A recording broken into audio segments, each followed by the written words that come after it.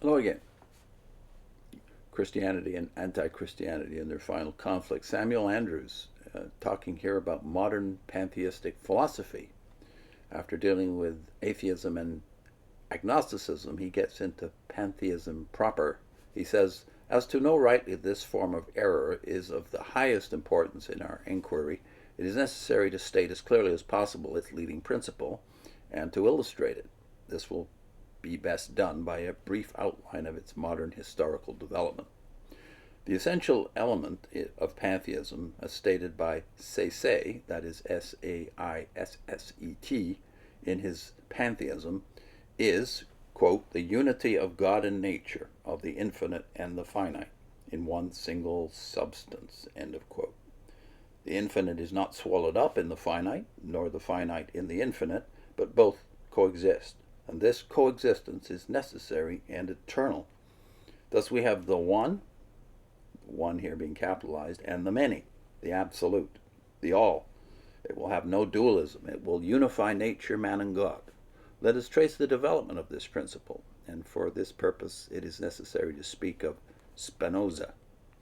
Descartes, who died in 1650, the founder of modern philosophy, who distinguished God from nature as its creator, divided nature into the two created substances, extension and thought. But these have nothing in common, and thus arose a dualism that he was not able to reconcile. Spinoza, who died in 1677, attempted to set this dualism aside by affirming one substance, capital S, embracing both thought and extension, both God and nature. This substance, infinite and absolute, has an infinity of attributes, but of these we know only the two, thought and extension, each of which has an infinity of finite modes. This substance, the permanent reality under all transient phenomena, is ever changing. All finite things are only passing modes of its being, transient manifestations of its essence, coming out of it and again absorbed into it. Spinoza called this substance God. Man, as to his body, is simply a mode of the divine extension, and as to his soul, of the divine thought. Both are individualizations of the infinite. If this substance be God, embracing in himself all existence, the absolute, the all in all, we ask, has he consciousness, intelligence, will? No, says Spinoza. These are elements of personality, and he is impersonal. We cannot ascribe to him purpose or design. He is without feeling. He cannot love or pity, reward or punish. Of his own will he creates nothing. All things eternally exist and are in a perpetual flow. He is the universal and impersonal principle of the universe, which has neither beginning nor end. Thus there is one substance in which coexist the infinite and the finite. But here the problem meets us. How does the infinite become the finite? The absolute, the relative, the one, the many. How does the one impersonal substance become personal in man? The dualism of Descartes is not set aside. God and nature, extension and thought, soul and body, remain distinct as before. This pantheistic philosophy of Spinoza was for a time little understood and generally regarded as atheism. That it wholly denies the Christian belief respecting God need not be said. Man is not a creature of God made in his image, but a part of him, a finite manifestation of his infinite essence. He has no free will and cannot be morally responsible. No finite thing has any reality. All reality is in God. So well satisfied was Spinoza with his philosophy that he could say, I have explained the nature of God. And modern German philosophers have called him the God-intoxicated man. The attention of philosophers following Spinoza was chiefly given to other questions, such as the origin of our knowledge and of the nature of our mental powers. Of Kant and his teaching, notice has already been taken so far as is necessary for our purpose. He left the dualism between thought and being, subject and object, phenomenon and noumenon, unsolved. Indeed, his distinction between the pure and the practical reason made it more conspicuous. Fichte, that is Fichte, who died in 1814, took up the problem, affirming that all things must be derived from a single principle, and solved it by making the subject or the ego supreme. It creates the object. Everything external to itself exists only in the consciousness of the ego, a form of its productive activity. Nature is reduced to a nonentity. The conception of a particular substance is impossible and contradictory, he said.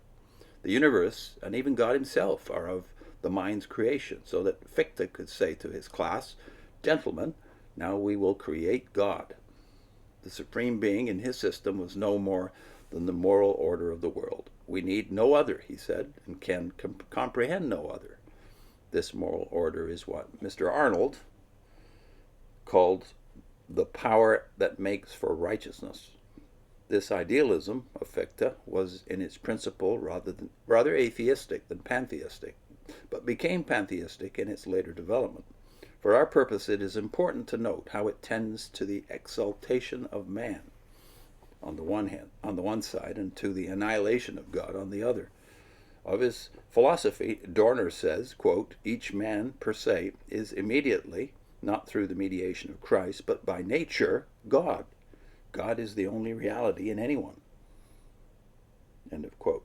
Christ has, indeed, an unique place as the firstborn Son of God, but all men are equal to him in that which constitutes their proper reality.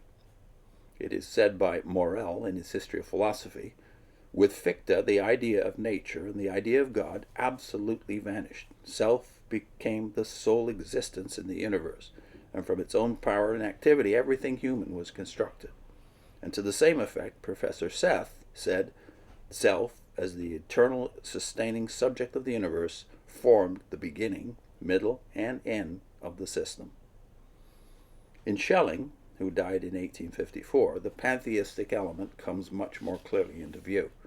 Of the two factors, subject and object, thought and being, God and nature, he will not, with Fichte, allow the one to swallow up the other, but will identify them in one primary and eternal essence, or first principle, which is hardly to be distinguished from the substance of Spinoza. This first principle is ever developing itself, or embodying its own infinite attributes in the finite. Thought and being cannot be separated, for thought is shown to be in all nature by the presence of law. But there are degrees of thought, from unconscious matter to conscious man, and the law of the development of the infinite essence is from lower to higher. It develops itself sometimes with and sometimes without self-consciousness, he said.